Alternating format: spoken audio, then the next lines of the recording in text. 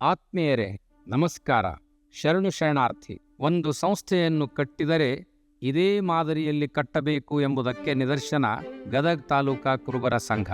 ಇಂದಿನ ಮುಖ್ಯಮಂತ್ರಿಗಳಾದ ಮಾನ್ಯ ಶ್ರೀ ಸಿದ್ದರಾಮಯ್ಯನವರ ಮಾರ್ಗದರ್ಶನದಲ್ಲಿ, ಜನನಾಯಕ ಫಕೀರಪ್ಪ ಹೆಬಸೂರವರ ಮುಂದಾಳತ್ವದಲ್ಲಿ, ಕ್ರಿಯಾಶೀಲ ಮನೋಧರ್ಮದ ಶಶಿಧರ್ ರೊಳ್ಳಿಯವರ ಚೈತನ್ಯದಿಂದ ಇಂದು ಸಂಘ ಹೆಮ್ಮರವಾಗಿ ಬೆಳೆದಿದೆ. ಗದಗ ತಾಲೂಕಾ ಕುರುಬರ ಸಂಘ ತನ್ನ ರಜತ ಮಹೋತ್ಸವ ಆಚರಿಸುತ್ತಿರುವ ಈ ಹೊತ್ತಿನಲ್ಲಿ ಸಾಗಿ ಬಂದ ಹಾದಿಯನ್ನು ಈ ಸಾಕ್ಷ್ಯಚಿತ್ರ ನಿರೂಪಿಸುತ್ತದೆ. ಮಾನ್ಯ ಮುಖ್ಯಮಂತ್ರಿಗಳಾದ ಸನ್ಮಾನ್ಯ ಶ್ರೀ ಸಿದ್ದರಾಮಯ್ಯ ಅವರು ಕನಕ ಮಾರ್ಗ ಸಾಕ್ಷ್ಯಚಿತ್ರವನ್ನು ತಮಗಾಗಿ ಲೋಕಾರ್ಪಣೆ ಮಾಡಿದ್ದಾರೆ. ಬನ್ನಿ, ಸಂಘ ಸಾಗಿ ಬಂದ ಹಾದಿಗೆ ನಾವು ನೀವು ಎಲ್ಲರೂ ಸಾಕ್ಷಿಯಾಗೋಣ. ನಮಸ್ಕಾರ. ನನ್ನ ಪ್ರಕಾರ ಇವತ್ತು ದೇಶ ಅಭಿವೃದ್ಧಿ ಆಗಿದೆ ಅಂತಂದ್ರೆ, ಇಷ್ಟೊಂದು ಜನ ಇವತ್ತು ಸುಶಿಕ್ತರಾಗಿದ್ದಾರೆ, ಎಜುಕೇಟೆಡ್ ಆಗಿದ್ದಾರೆ ಅಂತಂದ್ರೆ ಅದಕ್ಕೆ ಮೀಸಲಾತಿ ಕಾರಣ. ನಾವು ಸಿದ್ದರಾಮಯ್ಯನವ್ರ ಶಿಷ್ಯರು, ಸಮಾಜಗೊಂದು ಬೆಳ್ಳಿ ಚಿಕ್ಕಿದ್ದಂಗೆ ಸಿದ್ದರಾಮಯ್ಯನವರು ಯಾವ ಅಧಿಕಾರಕ್ಕೆ ಬಡ್ಕೊಂಡು ಹೋಗಲಿ ಸರ್. ನಾವು 1999ರಲ್ಲಿ ಗದಗ ತಾಲೂಕಾ ಕುರುಬ ಸಂಘವನ್ನು ಸ್ಥಾಪನೆ ಮಾಡಿದ್ವಿ.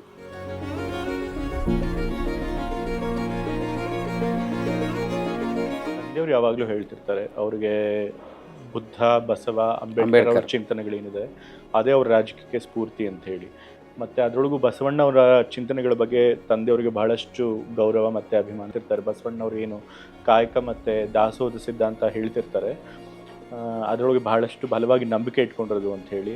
ಸಮಾಜದಲ್ಲಿ ಎಲ್ಲರೂ ಕೂಡ ಪ್ರೊಡಕ್ಟಿವ್ ಆಗಿ ವರ್ಕ್ ಮಾಡಬೇಕು, ಮತ್ತು ತಾವು ಇಡೀ ಸಮಾಜ ಏನು ಪ್ರೊಡಕ್ಟಿವಿಟಿ ಮಾಡಿರುತ್ತೆ ಅದನ್ನು ಎಲ್ಲರಿಗೂ ಹಂಚಬೇಕು, ಸಮನಾಗಿ ಹಂಚಬೇಕು. ಗದಗ ಜಿಲ್ಲೆಯೊಳಗೆ ಸಾಮಾಜಿಕವಾಗಿ ಯಾವುದೇ ಒಂದು ಸಂಘಟನೆ ಸಮಾಜದ ಆಸ್ತಿಯಾಗಿ ಗದಗಿನಲ್ಲಿ ಇರಲಿಲ್ಲ. ಆ ದಿಶೆಯೊಳಗೆ ನಾವೊಂದು 1999ರಲ್ಲಿ ಗದಗ ತಾಲೂಕಾ ಕುರುಬ ಸಂಘವನ್ನು ಸ್ಥಾಪನೆ ಮಾಡಿದ್ವಿ. ಒಂದು ಹುಮ್ತನ ಮಾಡಿ ಹಾಸ್ಟೆಲ್ ಸ್ಟಾರ್ಟ್ ಮಾಡಿದ್ವಿ. ಎಲ್ಲ ನೌಕರರ ಸಲ 5,000 ರೂಪಾಯಿ ಕೂಡಿಸಿ ಎಲ್ಲ ಸ್ಟಾರ್ಟ್ ಮಾಡಿದ್ವಿ. ಸನ್ಮಾನ್ಯ ಶ್ರೀ ಸಿದ್ದರಾಮಯ್ಯ ಆಶೀರ್ವಾದದಿಂದ 1/1/2005ರಿಂದ ಜಾರಿಗೆ ಬರುವಂತೆ ನಾವು ನಡೆಸೋದು 21 ಹುಡುಗರು 50 ವಿದ್ಯಾರ್ಥಿಗಳಿಗೆ ಗ್ರ್ಯಾಂಟ್ ಕೊಟ್ಬಿಟ್ರು ಸಾಹೇಬರು. ಅವತ್ತು ತಗೊಂಥ ಗ್ರ್ಯಾಂಟು ಬರೀ 21 ವಿದ್ಯಾರ್ಥಿಗಳಿಂದ ಸ್ಟಾರ್ಟ್ ಅಂತ ವಿದ್ಯಾರ್ಥಿನಲ್ಲೇ ಇವತ್ತು 775 ವಿದ್ಯಾರ್ಥಿಗಳ ಸಂಖ್ಯಾಬಲವನ್ನು ಐತಿ.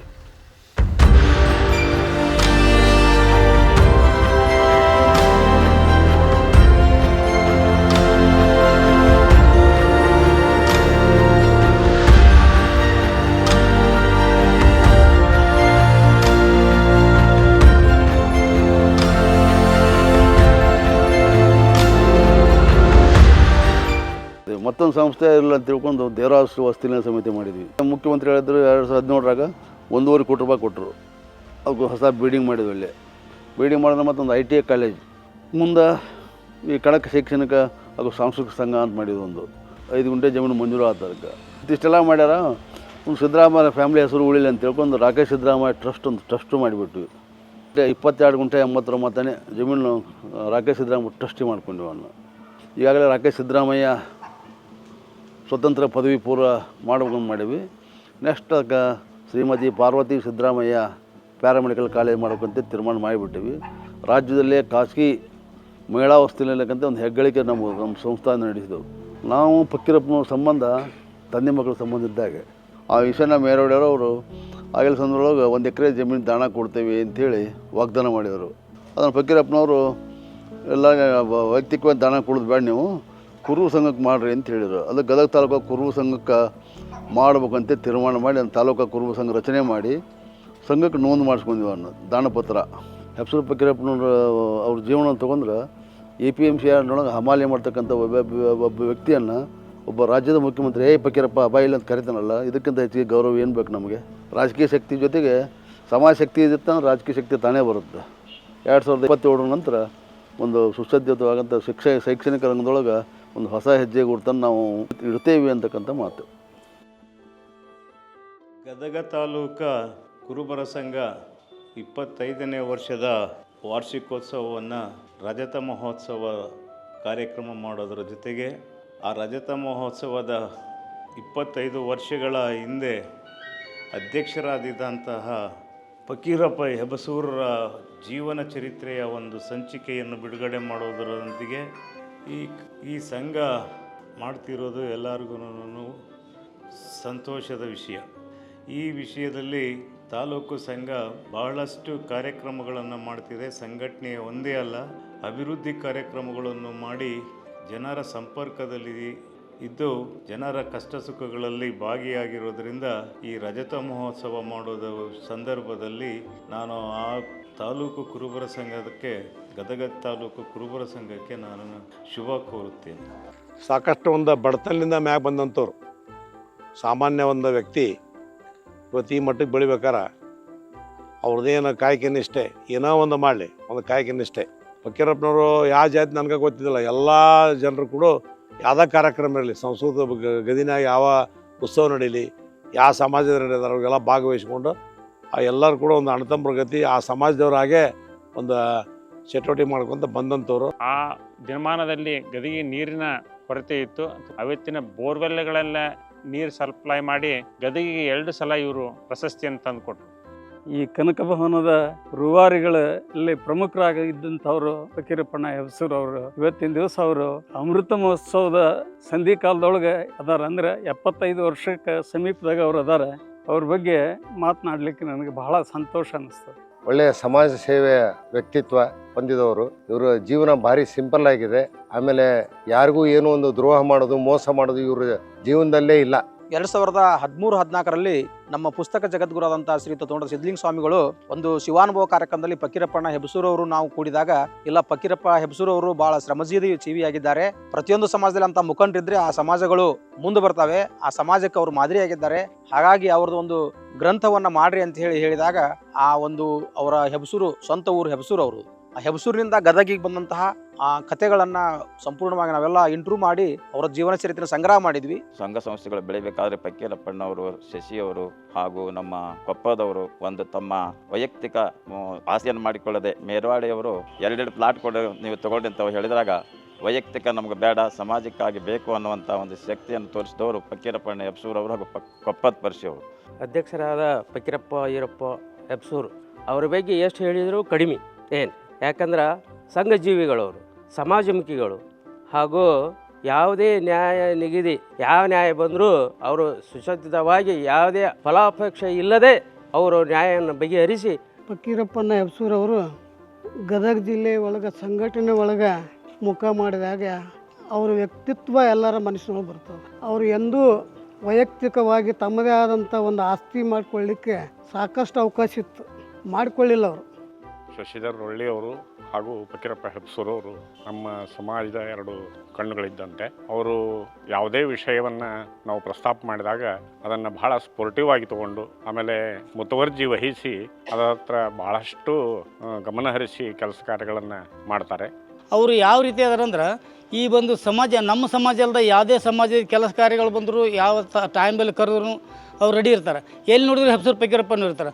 ಇಲ್ಲಿ ಏನೈತಿಲ್ಲ, ನಮ್ಮ ಸಂಘ ಭಾಳಷ್ಟು ಸಮಾಜಮುಖಿ ಕಾರ್ಯವನ್ನು ಮಾಡಿದೆ. ಅದಕ್ಕೆ ಕಾರಣ ಇಲ್ಲಿರುವಂಥ ವ್ಯಕ್ತಿಗಳೇನಾದ್ರೆ ಮುಂಚೂಣಿಯೊಳಗಿರುವಂಥವ್ರು, ಅದರಲ್ಲಿ ಮೊದಲು ಮುಂಚೂಣಿಯೊಳಗೆ ಬರುವಂಥವ್ರು ಯಾರು ಅಂತ ಕೇಳಿದ್ರೆ ಫಕೀರಪ್ಪಣ್ಣವರು. ಒಬ್ಬ ಸಾಮಾನ್ಯ ಮನುಷ್ಯ ಇಷ್ಟು ಹೇಳಿದ್ರೆ ವ್ಯಾಲ್ಯೂ ಇದಲ್ಲ, ಅದಕ್ಕೆ ಏನು ಕಾರಣ ಅಂತ ನಾನು ಹುಡುಕಿದಾಗ ಅವ್ರು ಯಾವುದೂ ಆಸೆ ಪಡ್ತಿದ್ದಿಲ್ಲ. ತ್ಯಾಗ ಜೀವನ. ಫಕೀರಪ್ಪ ಅವರು ಕಷ್ಟಪಟ್ಟು ದುಡಿತಿದ್ರು, ಅದನ್ನು ನಾವು ಕಣ್ಣಾರೆ ಕಂಡೀವಿ. ರೊಕ್ಕ ಮುಟ್ಟೋರೆಲ್ಲ ಒಂದು ನ್ಯಾಯ ನಿಷ್ಠುರವಾದವ. ಯೋಗಿಗಳ ಬದುಕು ಯೋಗಿಗಳಲ್ಲ, ಮರದ ಫಲ ಮರಕ್ಕಲ್ಲ, ನದಿಗಳ ನೀರು ನದಿಗಲ್ಲ, ಗಿಡಗಳ ನೆರಳು ಗಿಡಕ್ಕಲ್ಲ ಅಂತ ಹೇಳಿ ತದ್ರೂಪವಾದ ಈ ವಾಕ್ಯ ಏನಾಗ್ತದ ನಮ್ಮ ಫಕೀರಪ್ಪನವರಿಗೆ ಅದು ಒಪ್ತದ ಅನ್ನೋ. ಫಕೀರಪ್ಪಣ್ಣವರು ನಮ್ಮ ಮನೆಗೆ ಗ್ಲೋಬಲ್ ಅಣ್ಣರು. ನಮಗಷ್ಟ ಅಲ್ಲ, ನನಗೆ ತಿಳಿದ ಮಟ್ಟಿಗೆ ಗದಗಿನ ಎಲ್ಲ ಜನ ಫಕೀರಪ್ಪಣ್ಣರ ಅಣ್ಣರಂತನೇ ರಿಕಗ್ನೈಸ್ ಮಾಡ್ತಾರೆ. ಸಾಮಾನ್ಯ ವ್ಯಕ್ತಿ ಒಂದು ಉತ್ತಮ ದೊಡ್ಡ ವ್ಯಕ್ತಿತ್ವವನ್ನು ಪಡ್ಕೊಂಡು ಇವತ್ತು ಸಮಾಜದೊಳಗೆ ಉನ್ನತ ಹುದ್ದೆಗೆ ಬಂದಾರ ಅಂತಂದ್ರೆ ಅಂಥವ್ರನ್ನ ಸಮಾಜ ಇವತ್ತು ಗುರುತಿಸಿ ಅವ್ರದ್ದು ಏನು ಒಂದು ಪುಸ್ತಕದ ರೂಪದಲ್ಲಿ ಅವರ ಜೀವನ ಚರಿತ್ರೆಯನ್ನು ಹೊರಗೆ ತರಕತ್ತಾರಲ್ಲ, ಇದನ್ನು ಕೇಳಿ ನಮಗೆ ಬಹಳ ಸಂತೋಷ ಆಗಿದೆ. ನಿಜವಾಗಿಯೂ ಒಬ್ಬ ವ್ಯಕ್ತಿ ಸಮಾಜದಲ್ಲಿ ದೊಡ್ಡ ವ್ಯಕ್ತಿ ಆಗಬೇಕಂದ್ರೆ, ಅದು ನಾಯಕತ್ವದ ಗುಣ ಬೆಳಿಬೇಕಂದ್ರೆ ಸಮಾಜ ಸೇವೆ ಮತ್ತು ಸದ್ಗುಣಗಳಿಂದ ಮಾತ್ರ ಸಾಧ್ಯ. ಆ 2 ಗುಣಗಳು ಕಂಡು ಬರ್ತಕ್ಕಂಥದ್ದು ನಮ್ಮ ಸಮಾಜದ ಅಧ್ಯಕ್ಷರಾಗಿರ್ತಕ್ಕಂಥ ಫಕೀರಪ್ಪ ಹೆಬಸೂರ್ ಅವರಲ್ಲಿ. ಸಾರ್ವಜನಿಕರ ಸೇವೆಯಲ್ಲಿ ತಮ್ಮನ್ನು ತಾವು ತೊಡಗಿಸಿಕೊಂಡಂಥ ಒಬ್ಬ ಅಪರೂಪದ ವ್ಯಕ್ತಿಗಳು. ಒಬ್ಬ ವ್ಯಕ್ತಿ ಬೆಳಿಬೇಕು ಅಂತಂದ್ರೆ ತನ್ನಿಂದ ತಾನೇ ಬೆಳೆಯೋದಿಲ್ಲ. ಸಾಕಷ್ಟು ಅವರಿಗೆ ಸಹಕಾರ ಸಹಾಯ ನೀಡಿ ಅವರನ್ನು ಬೆಳೆಸಕ್ಕಂತ ಕಾರ್ಯ ಆಕೈತಿ. ಅಂತಹದ್ರಲ್ಲಿ ತಾವೇ ತಾವಾಗಿ ಬೆಳೆದು ಇವತ್ತು ಹೆಮ್ಮರವಾಗಿ ಈ ಒಂದು ಸಮಾಜದಲ್ಲಿ ಒಂದು ಸಮಾಜದ ಧ್ರುವತಾರೆ ಅಂತ ಹೇಳಿ ಕರೆಸಿಕೊಳ್ತಕ್ಕಂಥ ನಮ್ಮ ಫಕೀರಪ್ಪ ಹೆಬ್ಸೂರ್ ಅವರು ಹುಟ್ಟ ಕೆಲಸಗಾರರ ಅವರಿಗೆ ನಾವು ಏನಂತ ಚಲದಂಕ ಮಲ್ಲ ಅಂತೇವೆ. ಸಮಾಜದ ಇವತ್ತು ಒಳ್ಳೆ ಕೆಲಸ ಏನಾರು ಆಗಬೇಕಾಗೈತಂದ್ರೆ ಅವ್ರು ನಾವು ಬಂದು ಮುಂದೆ ನಿಂತಾಗ ಆ ಕೆಲಸ ಆಗಾಗ ಅದು ಒಂದು ಚಾಲೆಂಜ್ ಸಿಗುತ್ತೆ ಅಂತ ಹೇಳ್ತೀವಿ. ಅದಕ್ಕಾಗಿ ಭಾಳ ದುಡ್ದಾರ್ರಿ. ಇನ್ನೂ ಹೇಳ್ಬೇಕಂತ ಸಮಾಜಕ್ಕಾಗಿ ಅವರು ಹುಟ್ಟ್ಯಾರ ಅನ್ನೋಂಗಾಗಿ ಬಿಟ್ಟೈತ್ರಿ. ಅವ್ರ ಅಪ್ಪರು ನಮ್ಮ ಅಪ್ಪರು ಗೆಳೆಯರು ಅವರು ಇಲ್ಲೇ ಬಂದು ಉಳ್ಕೊಂಡ್ರು. ಉಳ್ಕೊಂಡಿಂದ ಅವರು ಮಗ್ಗನ ನೇಯ್ತಿದ್ರು, ನಾನು ನೇಯ್ತಿದ್ದೆ. ತಂದೆ ಶ್ರಮದ ಫಲ, ಫಕೀರಪ್ಪನ ಶ್ರಮದ ಫಲ, ಕಷ್ಟ ಬಿಟ್ಟು ಮೇಲೆ ಬಂದವರು ಒಳ್ಳೆಯ ಜನ. ಫಕೀರಪ್ಪ ದೊಡ್ಡಪ್ಪರು ನಮ್ಮಪ್ಪರು ಗೆಳೆಯರು. ಆಮೇಲೆ ಅವ್ರ ಮೊದಲೇಕ್ಕೆ ಹೆಂಗೆ ನಡ್ಕೊಂಡಾರಲ್ಲ ಈಗೂ ನಮ್ಮ ಕುಟುಂಬಕ್ಕೂ ಹಂಗೆ ನಡ್ಕೊತಾರೆ ಅವರು. ಆಮೇಲೆ ಅವ್ರಿಗೆ ಬಡತನ ಪರಿಸ್ಥಿತಿ ಬಗ್ಗೆ ಭಾಳ ಇದೈತೆ ಅವ್ರಿಗೆ. ಆಮೇಲೆ ಒಳ್ಳೆ ಈಗ ದೇವ್ರು ಅವ್ರಿಗೆಲ್ಲ ಕೊಟ್ಟಾರಂದ್ರು ಹಳೆದನ್ನು ಮರ್ತಿಲ್ಲ ಅವರು. ಅಲ್ಲಿಂದ ಒಳ್ಳೆ ಗರಡಿ ಮನೆಗೆ ಕುಸ್ತಿ ಆಡಕತ್ತಿದ್ರು ಅವ್ರು. ಹನುಮಂತ ಅಂತೇಳಿ ಇನ್ನೊಬ್ಬ ಅವ್ರ ತಮ್ಮ ಅದನ್ರಿ. ಇಬ್ಬರು ಕೂಡಿ ಅಲ್ಲೇ ಕುಸ್ತಿಗೂ ಒಕ್ಕಿದ್ರು. ನಮ್ಮ ಕಾಕ ಭಾಳ ಖುಷಿಯಾಗಿತ್ತದ. ಒಬ್ಬನ ದುಡಿತಿದ್ದ, ಅವ ಒಟ್ಟನ್ನು ಸಲುತ್ತಿದ್ದ. ಹೆಬ್ಸೂರಿಂದ ಹೋದಿರ್ತಕ್ಕಂಥ ಒಬ್ಬ ಗದಗಿನಲ್ಲಿ ಒಂದು ದೊಡ್ಡ ವ್ಯಕ್ತಿತ್ವ ಹೊಂದ್ಯಾರ. ಅವರು ಚಲೋ ಒಂದು ಪೊಸಿಷನ್ ಒಳಗೆ ಹೋಗ್ಯಾರ ಅಂತಕ್ಕಂಥ ಮಾತು. ಫಕೀರಪ್ಪ ನಿನ್ನಷ್ಟು ಪ್ರಭಾವಿಗಳು ಯಾರು ಇಲ್ಲ ಬಿಡಪ್ಪ ಅಂತ ತಿಳ್ಕೊಂಡು ಅವ್ರನ್ನ ಹೊಗಳ್ತಾ ಇದ್ರು. ನಾವು ಸಿದ್ದರಾಮಯ್ಯನವ್ರ ಶಿಷ್ಯರು ಗಂಜಿಬಸವೇಶ್ವರ ಯುವಕ ಸಂಘದ ಕಟ್ಟಿದ್ವಿ. ಗಂಜಿಬಸವೇಶ್ವರ ಯುವಕ ಸಂಘದ ಕಟ್ಟಿ ಕೆಲಸ ಆ ಸಂಘನೂ ಚಲೋ ಬೆಳೆಸಿವಿ ಸರ್. ಆ ಸಂಘದಿಂದ ನಾಟಕ ಆಡಿದ್ವಿ. ನೀವು ಹಮಾಲಿನ ಎಷ್ಟನೇ ವಯಸ್ಸಿಗೆ ಪ್ರಾರಂಭ ಮಾಡಿದ್ರಿ? 14 ವರ್ಷಕ್ಕೆ ಶುರು ಮಾಡಿ. ಅಷ್ಟಕ್ಕೆ ಶುರು ಮಾಡಿದ್ರಿ. ಅವಾಗ ಎಲ್ಲಿದ್ರಿ? ದಲಾಲ್ ಅಂಗಡಿಯಾಗ? ಯಾರ ಅಂಗಡಿಯಾಗಿದ್ರಿ? ಮೊದಲು ಇಲ್ಲ, ಶಾಂಪಲ್ ಪಬ್ಲಿಕ್ ಹೋಗಿದ್ವಿ. ಶಾಂಪಲ್ ತುಂಬ ಕರಿತಿದ್ರು. ಅವ್ರು ಹೋಗಿದ್ರಲ್ಲ, ಅವ್ರನ್ನ ಚೀಲ ಹೊಲ್ತಿದ್ವಿ ನಾವು. ಚೀಲ ಹೊಲ್ರು ₹1 ಕೊಡ್ತಿದ್ರು ದಿವ್ಸಕ್ಕೆ. ಯಾವ ಅಧಿಕಾರಕ್ಕೆ ಬಡ್ಕೊಂಡು ಅಲ್ಲ ಸರ್ ನಾವು. ಇವ್ರು 1060 ಕೊಟ್ರಪ್ಪ ತೊಗೊಂಡ 1883 ನಾನು ಬಿದ್ದು ಹೊಡ್ರು. ಬದುನಬರಿಗೆ 2000 ಚಿಲ್ಲರೆ ಬಿದ್ದು. ನೀವು ಗೆದ್ದರೆ ಅವಾಗ? ಗೆದ್ವಿ. ನಾವು ಏನು ಹೇಳ್ತೀವಿ ಆ ಕೆಲಸ ಮಾಡಕತ್ತೀರ ಅವ್ರು. ಅದಕ್ಕೆ ಮುಂದೆ ಎಲ್ಲಿ ಹುಣ್ಣು ನಿಂತರೂ ಆಸೆ ಬರುವಂಥದ್ದು ಒಂದು ನನಗೆ ತೋರಿಸ್ಕೊಟ್ರು ಅವರು.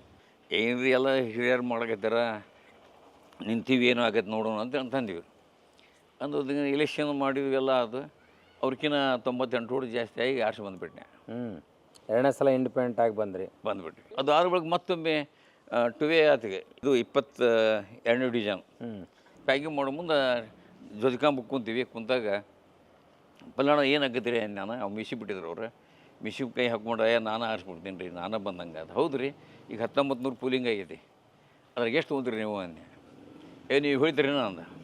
ನೀವು ಹೇಳೋದು ಆಗೋದ್ರು ನಾನು ಹೇಳ್ತೀನಿ ಅಂತ ಹೇಳಿದೆ. ಅವಾಗ ನೀವು ಹೇಳ್ರಿ ಅಂತಂದ. 1900 1000 ಹುಟ್ಟು ನಾ ತೊಗೊಂತೀನಿ, 900 ನೀವು 4 ಮಂದಿಗೆ ಬುದ್ಧಿ ಇಡ್ತೀರಿ ಅಂತ ಹೇಳಿದೆ. 28 ಕಡಿಮೆ ಅದು, 1000ಕ್ಕೆ 28 ಕಡಿಮೆ ಅದು ಆರಿಸಿ ಬಂದೆ. ಈ ತಾಲೂಕು ಕುರುಬರ ಸಂಘ 1999 ಸ್ಥಾಪನೆ ಮಾಡಿದ್ವಿ. ಅದಾಗ ನಾವು ಮೊದಲೇಕನ ಆ ಸಮಾಜ ಈ ಸಮಾಜ ಅಂತ ಒಟ್ಟ ಇದ್ದಿಲ್ಲ. ಯಾರು ನಮ್ಮವ್ರು ಅನ್ನೋರು ನನ್ನ ಭಾವನೆ. ಹಂಗೆ ಮಾಡ್ಕೊತ ಬಂದ್ವಿ, ಬೆಳ್ಕೊತ ಬಂದ್ವಿ. ಏನೋ ಶಶಿಧರ್ ಒಳ್ಳೆಯವರು, ನಾವು ಕೊಪ್ಪದವರು ಕೂಡಿಕೊಂಡು ಏನೋ ಒಂದು ಅವರು ಈಶಾನ್ಯ ಮೇರುಡ ಕೃಷ್ಣ ಅಂದ್ರೆ ಕುಂದಾಪುರ ಕೃಷ್ಣ ಅಳಿಯಮ್ಮ ಅವನ ಗತಿ ಹೆಚ್ಚಿನ ಹಿಡ್ಕೊಂಡೆ ನಾವು. ಒಂದೊಮ್ಮೆ ಇದ್ದಂಗೆ ಫಸ್ಟ್ ಅವ್ರು ₹1 ಲಕ್ಷ ಕೊಟ್ಟರು. ಈಶಾನ್ಯ ನೀವು ಕೊಡ್ತೀರಿ ಜಾಗ ಅಂತ ಕೇಳಿದೆ. 1 ಎಕರೆ ಕೊಡಿದ್ದೀನಿ ಅಂದರು. ಹೊಳ್ಳಿ ಆ ಜಾಗ ನನಗೆ ಹಸ್ತೀನಿ ಅಂತ ಕುಂದ್ರು ಅವರು. ನನಗೆ ಸ್ವಂತಕ್ಕೆ ಹಸ್ತೀನಿ ಅಂದ್ರೆ ನೀವೇನಾರು ಮಾಡಿ ಮುಂದಕ್ಕೆ ಮಾಡ್ಕೊಡ್ರಿ, ಸ್ವಂತಕ್ಕೆ ನೀನು ಮಾಡ್ಕೊ, ನೀವೇನಾರು ಮುಂದೆ ಮಾಡ್ಕೊಡ್ರಿ ಅಂತ. ಅದನ್ನು ಆಗೋದಿಲ್ಲ ಅಂತ ಹೇಳಿದೆ. ಸಮಾಜಕ್ಕೆ ಮಾಡಿದ್ರೆ ಮಾಡಿರಿ, ಇಲ್ಲಿ ಬಿಡ್ರಿ ಅಂತ ಹೇಳಿ 6 ತಿಂಗಳು ಮುಂದೆ ಹೋಗಿ ಮುಂದೆ ಗದಗ ತಾಲೂಕು ಕುರುಬ ಸಂಘಕ್ಕೆ ರಿಜಿಸ್ಟರ್ ಮಾಡಿದ್ವಿ. ಅದು 2002 ಅದನ್ನ ಗುದ್ಲಿ ಬೀಜ ಮಾಡಿದ್ವಿ. ಕನಕ ಭವನ 2004 ಲೋಕಾರ್ಪಣೆ ಮಾಡಿದ್ವಿ. ಸಮಾಜಕ್ಕೆ ಕೊಡುಗೆ ಅದು. ಕನ್ಯೆ ಕೇಳಿದಾಗ ಏನಂದ್ರು ಅಂದ್ರೆ, ಅಡಿವಾಗ ಹೊಲ ಇಲ್ಲ, ಊರ ಮನೆ ಇಲ್ಲ, ಹಮಲಿ ಮಾಡ್ಕೊತೀವಿ ನಾವು ಕೊಡೋಣ ಅಂದರು. ಆದ್ರೆ ಚಾಲೆಂಜ್ ಮಾಡಿ ಹೊಲ ಹಿಡ್ದು ಲಗ್ನ ಮಾಡ್ಕೊಂಡ್ರಿ. ಅಧಿಕಾರ ಮುಖ್ಯ ಇಲ್ಲ ನನಗೆ. ಒಂದು ಮಂತ್ಯಾನ ನಡ್ಕೊಂಡು ಬಂದೀವಿ ನಾವು ಸಿದ್ದರಾಮಯ್ಯನವ್ರ ಜೊತೆ ವೈಯಕ್ತಿಕ ಸಂಬಂಧ ಕಾಂಗ್ರೆಸ್ಗೆ ಹೋದ್ರಿ. ಸಮಾಜಕ್ಕೆ ಲಾಭ ಆಯಿತು. ಯಾಕಂದ್ರೆ ಅದನ್ನು ಇಷ್ಟು ಸಮಸ್ಯೆ ಕಟ್ಟಿ ಒಂದು ಕನಕ ಭವನ ಹಾಸ್ಟೆಲ್ ಮಾಡಿದ್ವಿ. ಆ ಬಳಿಕ ಸಮುದಾಯ ಮಾಡಿದ್ವಿ. ಒಂದು ರಕ್ಕೆ ಸಿದ್ದರಾಮಯ್ಯ ITI ಕಾಲೇಜ್ ಮಾಡಿದ್ವಿ.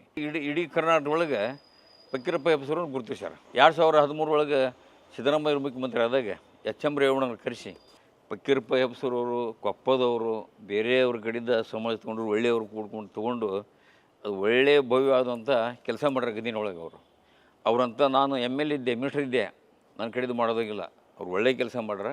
ಅವ್ರು ನೋಡಿ ನೀವೆಲ್ಲರೂ ಇಲ್ಲಿ ಏನು ಬಂದಿರಿ ಎಲ್ಲರೂ ಕಲಿಬೇಕಂತ ಹೇಳಿದ್ರು ಅವರು. ಅವಾಗ ಇಡೀ ಕರ್ನಾಟಕದಲ್ಲಿ ನನ್ನ ಹೆಸರು ಬಂತು.